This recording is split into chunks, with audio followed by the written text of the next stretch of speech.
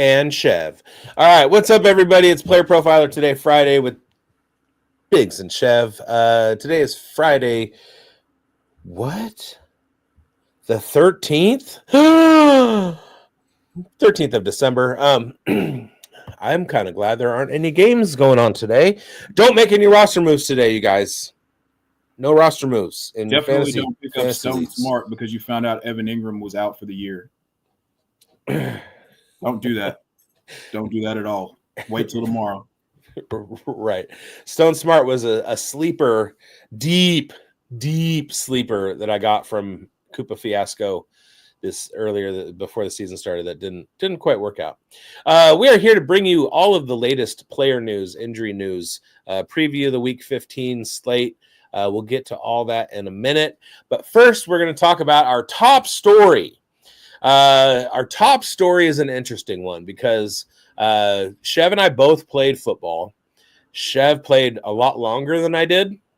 Although I wanted to play into college, I didn't get a chance to, but I did play competitive baseball well into my 40s. We're both athletes and we're both very competitive. And amidst a game last night that there's some controversy on the internet because people are saying it was a terrible game. And I'm like, not if you like watching defensive line play, because that was a masterclass by the Rams defensive line last night.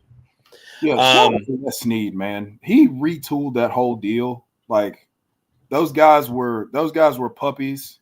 I mean, obviously Jared Verse and Fiske helped. Yeah. A bit, but Kobe Turner, the other not Leonard Floyd. He plays for the 49ers, but he played pretty well last night also. But yeah, the Rams defensive line came of age rather quickly. Right. And we kind of knew that with Verse and Fisk because or Fiske, however you want to say it. Because those were both like huge targets of mine. I mean, they helped an FSU team go undefeated last year, which is, I mean, that's not an easy feat in college football. There's usually only 3 or 4 at most teams in college that go undefeated, and Florida State did it. Granted, it was in the ACC, but that was before Cal got there, so it was much easier than it is now.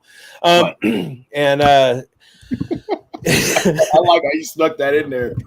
But like we liked them coming out and knew that they would do well, and they actually showed out absolutely last night. But yeah, amidst that game, there was a controversial player, Devondre Campbell, who I was a fan of when he was with the Packers. He was an IDP target of mine in fantasy, because I mean, been an IDP stable for quite some time. Yeah, and he's kind of fallen off, which happens. He is an elder statesman in the game. Well, last night he was coming off the field and he decided he didn't want to go back in, and he just kept walking off the field, and he had a smirk on his face, like F these guys, and it led to a whole rainstorm of controversy. Lots of people chiming in on Twitter. All of the post-game press conferences were getting posted. George Kittle talking about it. Another guy on the defensive side talking about it. But George Kittle was like, you don't see that, and I hopefully won't ever see that again. And then today, Kyle Shanahan came out and said that Devondre Campbell was getting released. Now, the reason this is the top story is because it is something to talk about, and especially when you have an attitude as a competitor. But other than that, the guy was off injured. He hadn't gotten a lot of playing time. He was not playing at the level that he had been earlier in his career. So like schematically, strategically for the 49ers, it's not really like a huge deal. But when you're at the pro level, and we've seen it a couple times, and people just quit. There's a lot of haters out there in the internet space, and Devondre Campbell did not make a friend of any one of them last night. What is your take on the Devondre Campbell situation? Obviously, you have to, as a human being, follow your heart and go with what you feel is best for you as an individual, but you've also put your name on the line in ink as a team player, and you there is some obligation to the team. What's your take right now, 24 hours later? Oh, well, so first and foremost, you gotta recognize the fact that these guys are, even though they are W-2 employees, they are independent contractors. So you have to be very, very careful about your brand, your product at all times. And I think that in a moment of frustration and emotion, he let the main thing not become the main thing. And that's probably going to cost him whatever any other opportunities that he would have. Obviously, you would think that this is the last leg for him. I mean, he's been in the league since 2015, maybe 14, I want to say. He's been around for a while. Really long career, and he was one of the better coverage linebackers. And obviously, you know, an athlete dies to death, for lack of a better term, and you just kind of got to witness him experiencing the end of his professional career, most likely in a very public fashion. I would not like for that to be the final thing that's on my athlete tombstone, more or less. But if that's the way he chose to go out, that's the way he chose to go out. I just couldn't see myself being so frustrated by the fact that, I mean, apparently he was frustrated because he wasn't getting snaps, right? But you knew with Dre Greenlaw coming back, like that's one of the linchpins of their defense, man. Like, there was a very clear delineation between the Chiefs' ability to move the football without him and with him. So obviously when he's available, you're not going to play as many snaps. Like, be the vet that's there, that stays ready. Like, you always want to be more of to borrow a basketball analogy, like be more of a James Jones than an Allen Iverson when it comes to like your time as a role player. Like, don't be that guy. It's right. Like, it's about me, because nobody cares. Like, you're not bigger than the Shield. And the only way that people are going to be talking about you is if you're making exceptional plays or if you do stuff like this. So I would much rather just kind of be the guy helping guys make exceptional plays, or being the guy seeing things that you probably can't see and passing along those nuggets than going out frustrated and with a smirk on your face saying, I won, knowing that you probably just cost yourself an opportunity to join a playoff team. Right.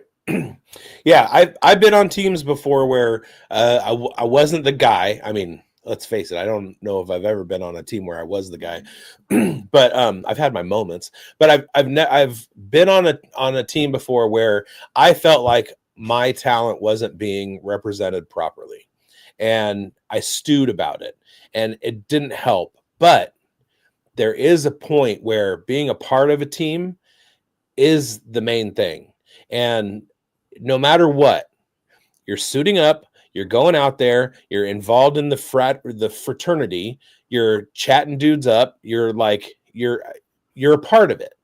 Right. And whether that's actually like on the playing field and it's performance based, or it's attitude based and you're lifting other guys up basically with your rah bullshit, there is something to be gained from being a part of all of that. And that's the sad part. Now, one of the things that this made me think of, Coach Retzlaff in the chat with starting sick questions on a news show. Come on, Jeremiah. A couple things. Number one, I think mental health is not something that's talked about enough. No. Number two, that was my profession before I got into this whole diva style I'm a podcaster thing. I was in the mental health field in psychiatry for 15 years, dealing with insurance, burnout, got out of it. But I worked in psychiatric hospitals. I worked with all kinds of bipolar disorder, schizophrenia, anxiety disorders. I worked on the substance abuse side, dealing with people who had, I mean, let's face it, anxiety disorders lead to a lot of drug use. This reminded me of a lot of people who have anxiety issues, that sometimes the cognitive ability to make the proper decision gets shut down, and you do something rash and unprepared. And if anybody watches Survivor, there was an episode earlier in this current season where this dude just had a complete breakdown, and he's laying on the sand hyperventilating, and I'm looking at him and I'm thinking, I've had patients like that. I've been there where it's like you are just kind of frozen. You don't know what to do. Your brain is malfunctioning. And that's kind of what that reminded me of. And for Devondre Campbell's sake, I'm hoping this isn't like a CTE thing. I'm hoping that like this is just simply a very manageable mental health thing where his brain was out of his conscious control, and he, basically just like a very major brain fart, and like you said, on a national stage. The thing about being a professional athlete is when these things happen, they're going to happen in a very public and sometimes permanent fashion. Right. That's what sucks. Yeah. I mean, if I'm a GM, he's untouchable at this point. There's zero chance you're bringing him into a playoff locker room, man. Right. Yeah. That or even a 4-win 4-9ers. Raiders. No, 4-9ers. That's our nickname. 4-9ers. The 4-9ers. All right. AJ Brown or Jordan Addison this week. You're good, Jeremiah. You're good. We only do 80s Billy Joel here. You know the answer to that is Rachaad White. All right. If you're asking seriously, your money's on AJ Brown. My money's on Jordan Addison. And when I say your money, I mean Jeremiah's money. Because he told us about that last night. Mm-hmm. He was proud of it. I admit it. He's dead. I mean, go big or go home. You're not going to, win $50,000 by betting $1 on Derrick Henry anytime. All right, let's get into this slate of games. Sunday, December 15th is when all these games start popping off. We got the 5-8 Dallas Cowboys facing the Carolina Panthers, who are at 3-10. The Cowboys are without Cooper Beebe, DeMarvion Overshown, Wanye Thomas. Two great names. Two top 10 NFL names, DeMarvion Overshown and Wanye Thomas. Buddy Johnson, Eric Kendricks, Trevon Diggs, CJ Goodwin, and Jordan Lewis are all questionable. For the Panthers, Trevin Wallace is out. Raheem Blackshear, Jadeveon Clowney, Josie Jewell, J.C. Horn, and Nick Scott are once again on the questionable list. This one's pretty cut and dried. Carolina is a trap game for the Cowboys and will win.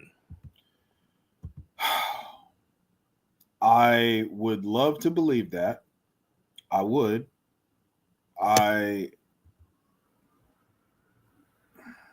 misspoke. They're not a trap game. They're favored. And that is, if Dallas was favored, I would feel 1,000% better about picking Carolina. The fact that Carolina's favored makes me uncomfortable. How is a 3-win team favored over a 5-win team? Cooper Rush is the quarterback. I know, but still, it's crazy. What a crazy line. I know. And I can't tell you how much that I wish upon wishing that Dallas was favored, because I would say smash the Carolina money line. But now, the fact that they are underdogs makes me want to take Carolina to win and Dallas to cover. I think all it means is that the Dallas Cowboys fan base has completely given up on the Cowboys this year. There's no money on the Cowboys. No, I mean, you can't. It is irresponsible financial advice to advise betting on Dallas in the year of 2024. Vegas is hurting. Like, what do we got to do? What do we have to do? Vegas is already going to lose its entire ass from Travis Hunter Heisman props. And now Dallas too. Man, I wish I would have taken that when it was like plus 375. Right. All right. Now it's it's time to start betting on who the Raiders take at number 1. All right. Kansas City Chiefs 12-1. Cleveland Browns 3-10. For the Chiefs, Marquise Brown Hollywood is out. DJ Humphries is doubtful, and Harrison Butker is questionable. For the Browns, Cedric Tillman has been declared out. David Njoku, who as of last night we didn't think that he was going to be playing, apparently he's just questionable and looks likely to play. Joel Bitonio is, I almost said his back, but it's just his back. He's questionable with a back injury. Mike Hall, Kaliki Hudson, and Miles Harden are questionable. Kansas City wins in a 1-score game. Yeah, 100%. In the once every 4-year homecoming for Travis Kelce, I expect him to have a big day and pull out, some old more Chiefs voodoo magic, and they win at the last second on the road. Yeah. I mean, I can see this being an upset. Well, that's the thing is like, is there a force in the universe strong enough to outdo the Chiefs voodoo? And that force is named Jameis Winston. We're about to get a legendary pregame speech from Jameis Winston this week. I hope you understand that. I hope you understand. And it's going to be on Hard Knocks. Like, this is like, it excites me so much. We're going to watch the first quarterback throw 5 interceptions and win. Yeah, 5 interceptions, 5 touchdowns. Game goes over 70 points, and the Browns win somehow. Part of this is sometimes the NFL schedule maker gets this totally right. Sometimes it gets it totally wrong. It's week 15. Nobody wants to watch the Chiefs and the Browns. Well, except for maybe Jamie and Mike Greinberg. All right. Would love to watch. I would watch every single Browns game if I could, but I can't stomach watching the Chiefs anymore in the calendar year of 2024. If David Njoku plays, go grab Jamari Thrash. All right. Or doesn't play, go grab Jamari Thrash. Miami Dolphins 6-7. Also as well too. Miami Dolphins 6-7, traveling to Houston to take on the Texans at 8-5. For the Dolphins, Dwayne Eskridge is out. Oh no. Teron Armstead is doubtful. Grant DuBose, Kendall Lamb, Bradley Chubb, Cameron Good, and Blake Ferguson are all questionable. Is Bradley Chubb going to play? Has he been playing? I hope he gets back. He'll be back. It just wasn't going to be this season. He's a good story. He's an outstanding player too. Freak athlete. Miami has been playing better of late. And Houston, we have a problem. But Houston is 3-point favorites.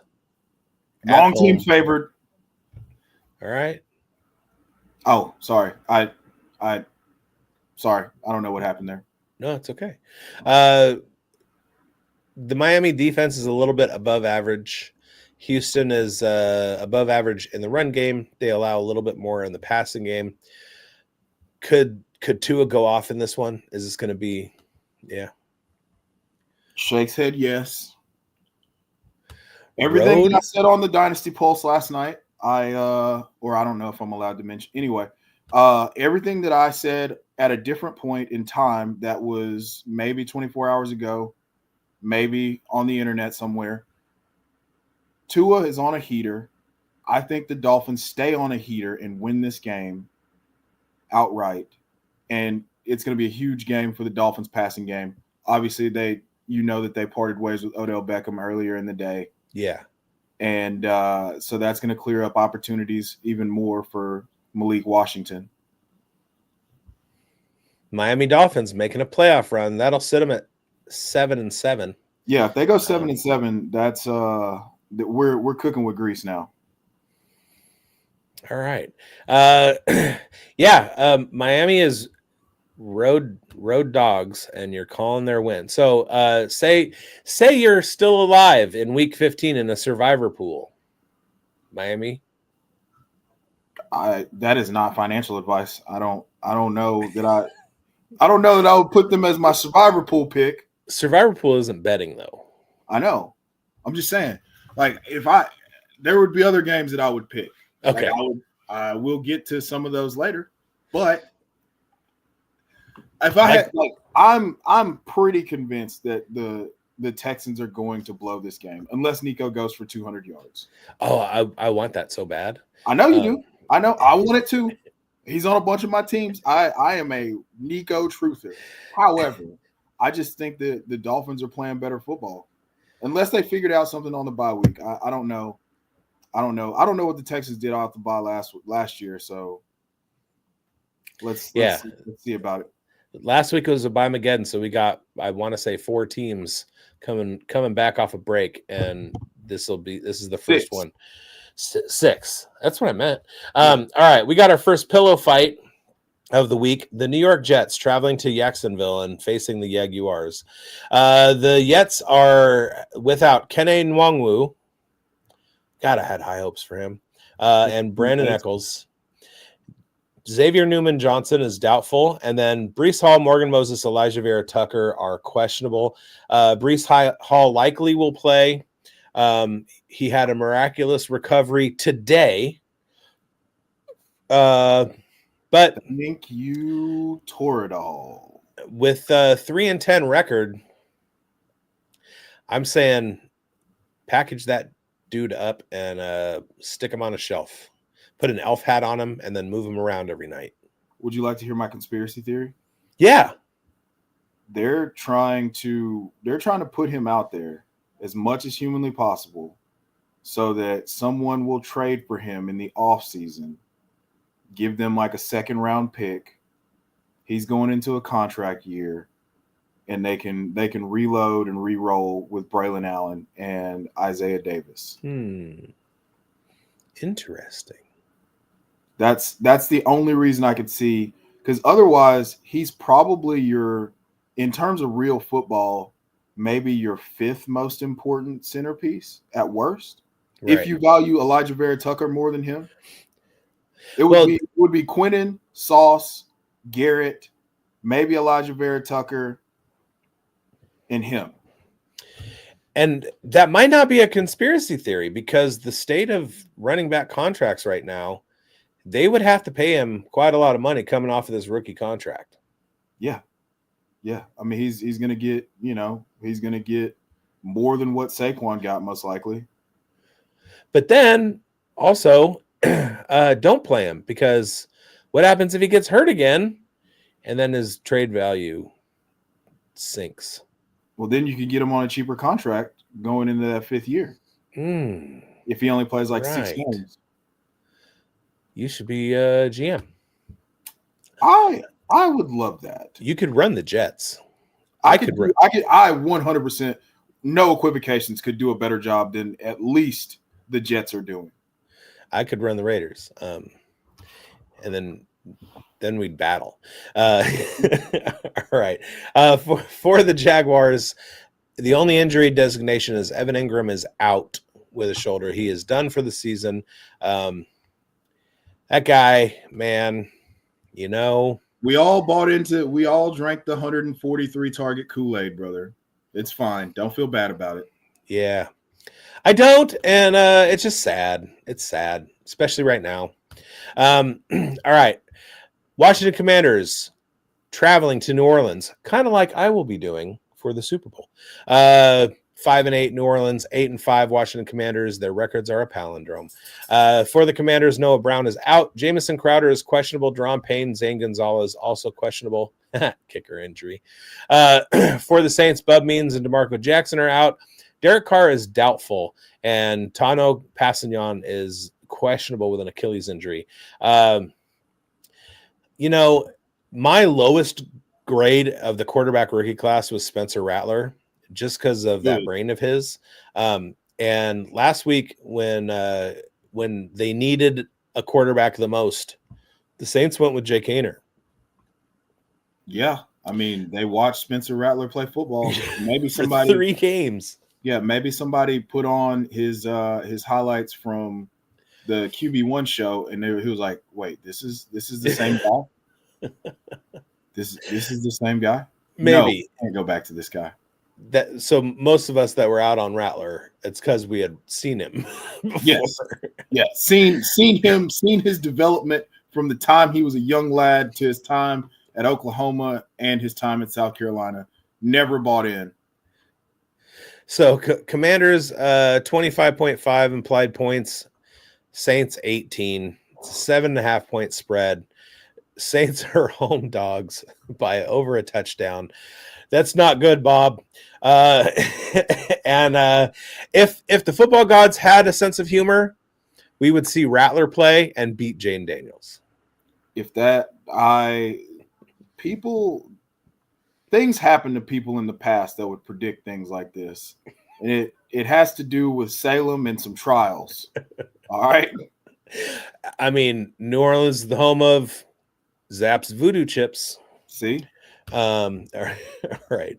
God, the Baltimore Ravens 8-5 traveling to New York to take on the 2-11 New York Giants and Tommy DeVito. For the Ravens, Michael Pierce is questionable. Adisa Isaac is questionable. TJ Tampa and Sanusi Kane. So they basically took that bye week and got healthy. For the Giants, John Runyon is out. Raheem Nunez-Roche is out. Bobby Okereke is out. Andrew Phillips is out. Drew Lock is doubtful. Cordell Flott is doubtful. Chris Hubbard is questionable. Austin Schlottman is questionable. Deontay Johnson is questionable. Not that Deontay Johnson. And Deontay Banks is questionable. That looks like two teams, one who's competing, one who's dead in the water, one who's coming off a bye week, and the other who's just consistently ravaged by injuries. What is the spread on this one? It's the 13.5. It's like 15. Is it 15.5? So I got this little chart that has Vegas implied total, and it's ranked that way. And Baltimore is at the very tippy top, 29 points, and New York is at the very bottom, 14.5.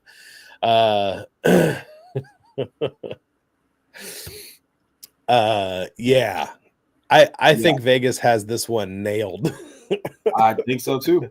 I think the spread's not big enough, to be honest with you. It's not. Like we're about to get 27 carries for 270 yards for Derrick Henry. That's gonna be a bloodbath. Whatever his rushing line is, take the over. Do alternate lines up to like 150. Yeah, and hopefully none of you guys watching had Ravens in week 14 on buys, and that made you lose and get knocked out of the playoffs. All right, game of the week: Cincinnati at Tennessee. 5-8 Bengals, 3-10 Tennessee Titans. Orlando Brown is out for the Bengals. Sheldon Rankins and Joe Bacci. I thought they had more offensive line injuries than that last week. Charlie Jones is questionable. For the Titans, Tony Pollard is questionable, but hasn't been practicing. We'll get the latest from Chev on that. Jalen Duncan, Otis Reese, and Roger McCreary are questionable as well. Roger McCreary, that's kind of important, but is Tony Pollard going to not play? I mean, we went through a week where he didn't practice at all, and he handled 31 opportunities against the Patriots. So unless it comes out and it's like, well, he had something, something happened, I'm going to assume that he's still playing. All right. Like he's gone through a week of practice before and not practiced at all and played just fine. Tony Pollard is the ultimate, does the opposite of what I think guy. Yep. I mean, the Titans are a team that does the opposite of what I like quite often.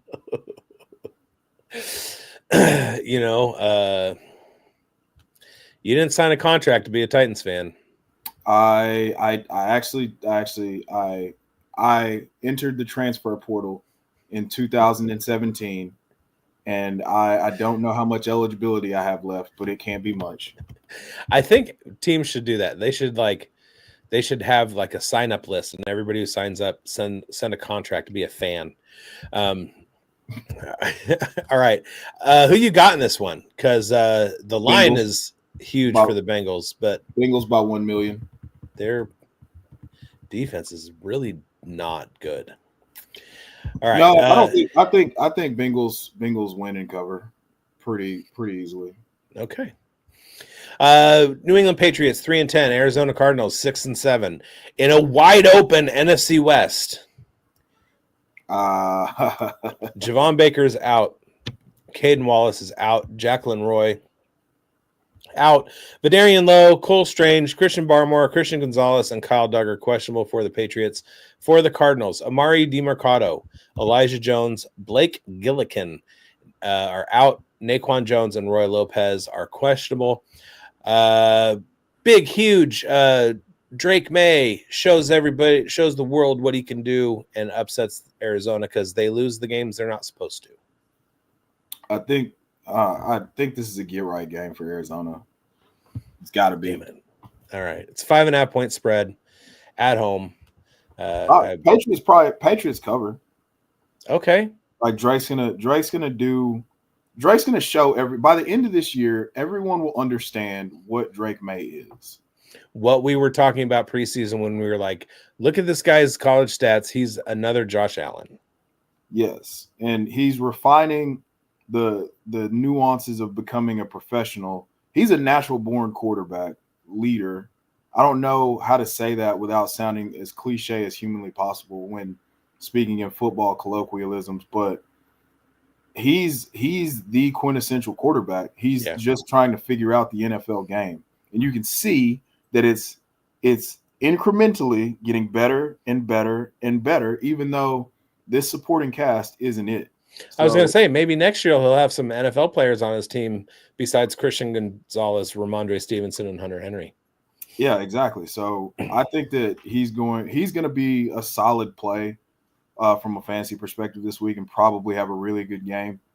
But they just don't have enough for a desperate Cardinals team. Yeah, desperate's a good word. All right. Indianapolis Colts 6-7. They're on the cusp of the playoffs. What? And Denver Broncos 8-5. What? For the Colts, Ashton Doolin and Braden Smith are out. Josh Downs is back. Mo Alley Cox is questionable. Ryan Kelly and Jalen Carleys are out. For the Broncos, Riley Moss is out. That's the only injury designation. Let's look at the line on this one because I know everybody's going to be picking Denver. Yep. 24 and 20. So 4-point spread. Does AR have a chance? I mean, there's always a chance when you have a guy like him and you have the Broncos starting Levi Wallace in their secondary. But I can't see unless someone has like an outlier of outlier games, I can't see the Colts winning this game. I have your perfect candidate. Tell me. Who did the Broncos cover deep? Nobody. They have Patrick Surtain. He's going to be kind of involved with Michael Pittman and Josh Downs, and everybody's going to forget about Alec Pierce. And Alec Pierce is going to have 2 big catches for over 40 yards each, and likely turn one of those into a touchdown. That's tough, but I like it. As soon as you said I have a candidate, I was like, it's Alec Pierce. It's like, don't steal his shine. It's Alec Pierce. Of course. All right. Buffalo Bills 10-3. Detroit Lions 12-1. I was kidding when I said the Bengals and the Titans were the game of the week. This is the game of the week. Yeah, we knew. We know. Everybody wants to see this because this could possibly be a Super Bowl preview. Buffalo traveling to Detroit. Detroit is on a heater at 12-1. For the Bills, Raiders legend Rasul Douglas is out. Dalton Kincaid, Quentin Morris, Tylen Grable, Dwayne Smoot, one of those Smoot boys, Casey Toohill, Balin Spector, DeMar Hamlin, and Taylor Rapp are all questionable. For the Lions, just one guy, Trevor Nowaski, is out, and I've never heard of him. So I've heard of a bunch of those Bills guys, but I've never heard of Trevor Nowaski. The linebacker, correct? Yes, I'm going to go out on a limb and say he's from Wisconsin. I would guess. All right. The line on this one is very interesting. Detroit is favored, obviously, at home, but not the full field goal advantage. It's only a 2.5 point spread. Bills are punchy. but I feel like Detroit holds court at home. I think the run game is going to be way too strong for Detroit to, for them to not hold serve at home. That's kind of where I lean. That's why I was so pro Monty in our discussions last night. Yeah, because I think that they're going to say, "Hey, Josh, if you want to win the game, do it in 22 minutes. Good luck."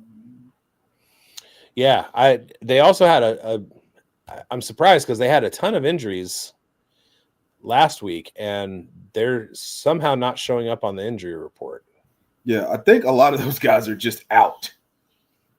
Okay, everybody's on. You're all on the IR. It's like we don't have a bunch of questionable guys. We know they're not playing. Ain't no questions about it.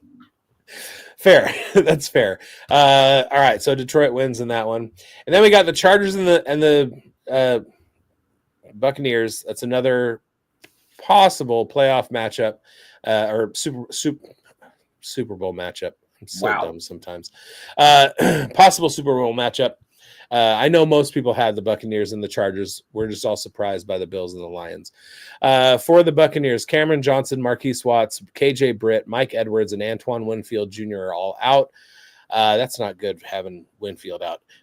Bucky Irving, Sterling Shepard, Joe Tryon-Shoyinka, JJ Russell, Josh Hayes, and Christian Eisen they're all questionable. When Antoine Winfield Jr. was out before, Christian Eisen filled in nicely for him, and he's banged up. So this might be a big get-off game for Justin Herbert.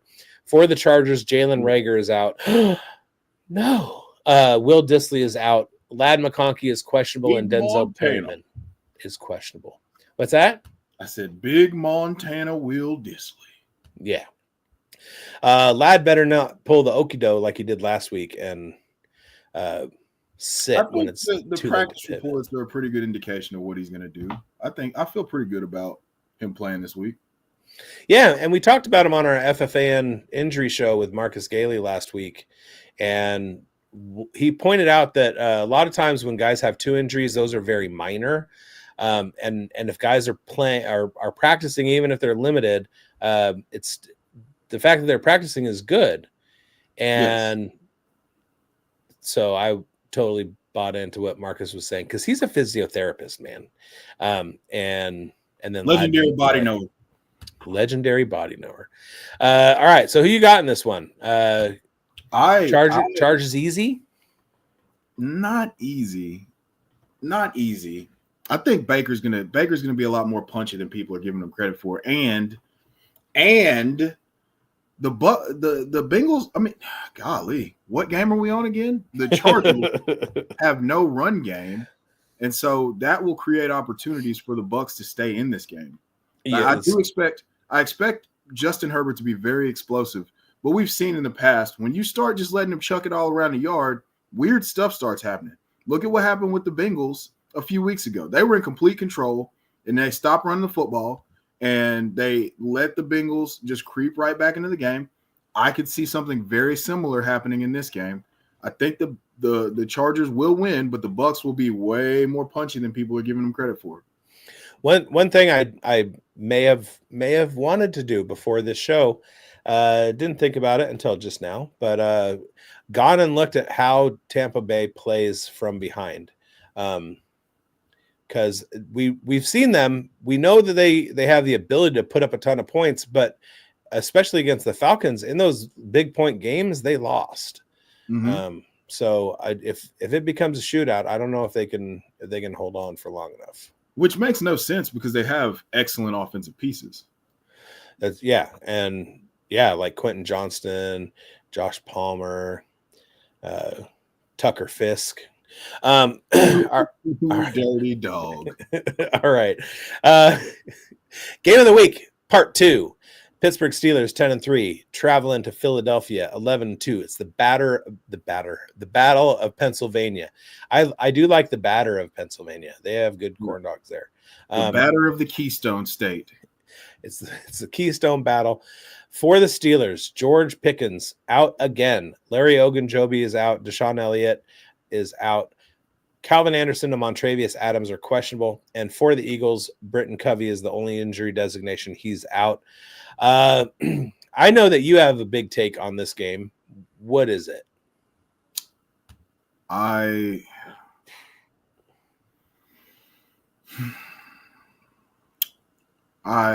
don't trust any Eagles in this game.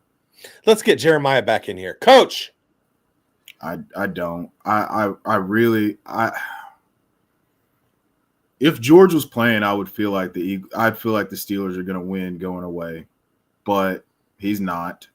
So I think the Eagles are going to win, but it will not be massive fantasy production from any of their assets. I tend to agree. Like the game way under on the total. Let's put it this way. I hate the Steelers.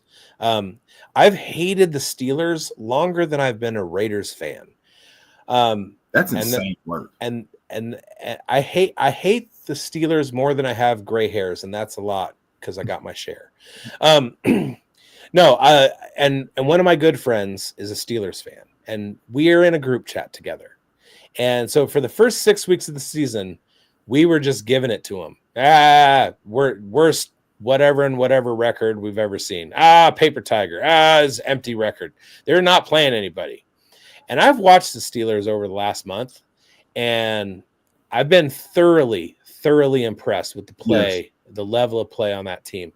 And then watching Mike Tomlin on Hard Knocks, I'm like, dude, if that was my coach, I would like walk around stabbing people if he asked me to. Like, yeah. When that guy talks, I'm in my house and I shut up. Right? Yeah. Like, so Pittsburgh is very, they're good right now. And it hurts me to say that. And I didn't think that, because for the longest time, they've been just like every year they're terrible. And then I'm like, how'd they make the playoffs this year? They are legit. And on the other hand, you got the clamp defense. See what I did there? And I was like, oh, we're doing that. All right, we're not doing the whole thing. I don't think Russell Wilson's going to be able to throw the ball much in this game. They're going to have to rely on the run game, and Philadelphia plays the run pretty well. I think Philly wins, but I think it's like 3-0. Yeah, I was going to say like 13-10, somewhere along those lines. Like points are going to be very hard to come by, and it just so happens that Philly has the best player on the field. So I would trust him to make one big play. You know, this could be like a 24 carry, 79-yard touchdown performance from Saquon Barkley. But yeah, that's the kind of how I see it playing out. I don't see the Eagles passing game having very much success. I don't see either team finding a lot of running room on the ground. But I feel like Saquon's going to do something special towards the end and pull it out for them. Well, I think Saquon is matchup proof, so I think he's going to be able to run on Pittsburgh regardless. When we look at the four, I had the word in my head. When we look at the four elements, each team's rushing and passing defenses, Philly is the best at preventing yards through the air in the NFL. Yes. Pittsburgh is not quite as good. They're where to go? They're slightly below average. Against the run game, Pittsburgh is better than Philly, but also Saquon is better than Najee. So I think all the advantages point to the Eagles, no matter how you sense it. Right. And the Eagles are the better team. So I don't know if anybody watching follows David Zach, but he puts out matchups every week. And in this one, he says, as far as the Pittsburgh Steelers in fantasy, fade all. And then with the Eagles, he just didn't even bother. He just didn't put anybody. So. I mean, it's such a tough matchup because both of these defenses are playing so well, and the one game-breaking weapon that the Steelers have is not playing. Right. And you're Van Jefferson week. never, not even if there's a Hey, fight. I called Craig Calcaterra. I flag planted. No disrespect to the SMU legend Grant Calcaterra. I don't think he's having a big game this week. There's a movie theater right by the campus there, and I went and saw a Grateful Dead live concert on film at that movie theater back in August of 2019. Right next, and so we're driving in the Uber, and we keep passing the SMU campus, and so me and the Uber driver had a nice conversation about SMU football history over the last 40 years, because it's a wild ride. It really is. All right, Packers Seahawks, 9-4 Packers, 8-5 Seahawks. For the Packers, Luke Musgrave is out. He should be back soon. Jair Alexander is out. Javon Bullard is out. Corey Ballantyne is questionable. For the Seahawks, Brady Russell is out. Trey Brown is out. Jarek Reed is out. Kayvon Wallace is out. Kenneth Walker is doubtful. Stone Forsythe is doubtful, and Artie Burns are doubtful. I'm hoping that Kenneth Walker doesn't play. I know he's the missed forced tackles god right now, but I want to see Zach Charbonnet score 30 again. I have a fever, and the only prescription is more Charbonnet. Yeah. And then as far as the matchup is concerned, Seattle is 22 and Green Bay is 24.5, 2.5 point spread for it's less than that home field goal. Seattle's been cooking. Like they have started to put it together. Yeah. It's going to be hard to stop. I mean, Jordan Love has so many weapons, and Josh Jacobs is playing well right now. It's Josh Jacobs. It's Josh Jacobs' show. I mean, Jordan Love's only averaging 24 passes a game over the last 6 weeks or 7 weeks or however many weeks it is between weeks 8 and 14.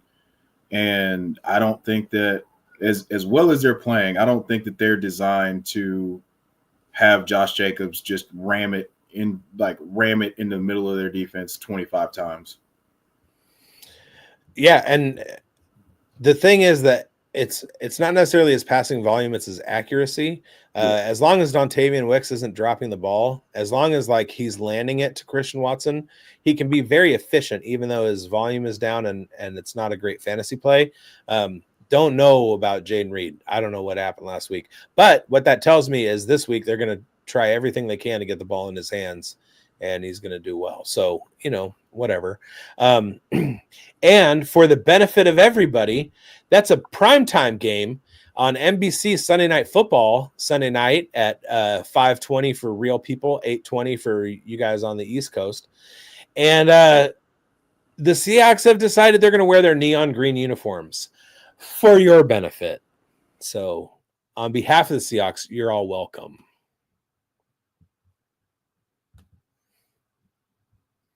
All right. And finally, we finish up Monday night, Chicago Bears at Minnesota. Vikings destroying that one. And then a barn burner, Atlanta and Las Vegas Raiders. That's going to be a shootout in Vegas.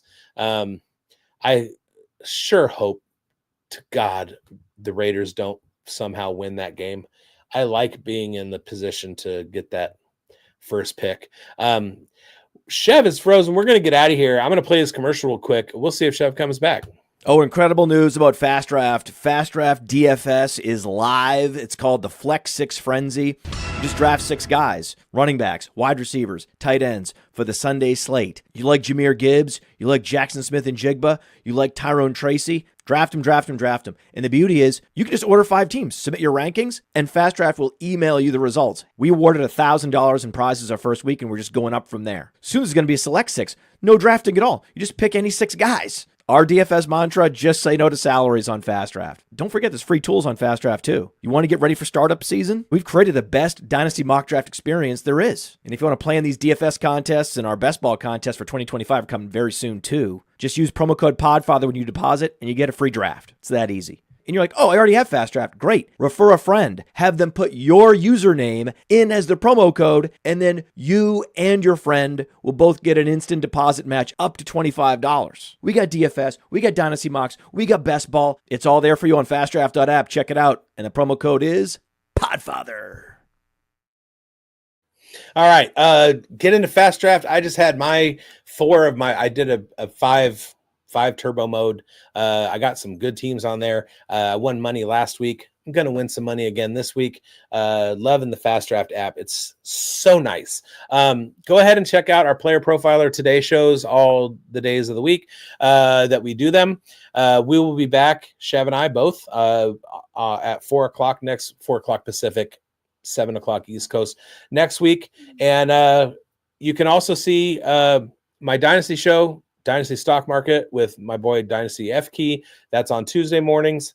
And then over on the Player Profiler main channel, Thursday Night Football, Thursday Night Tailgate with me and Mike Lindbergh, aka Grindberg. I will see you guys then. Thank you for watching, and have a great weekend watching football. And 2 games Monday night. Woo! Hey, I want to thank you for being part of this broadcast. If you have any thoughts on it, leave a comment. If you enjoyed it, make sure you leave a like. And if you want to see more shows on the Player Profiler channel, subscribe to it. That's how we know you want more.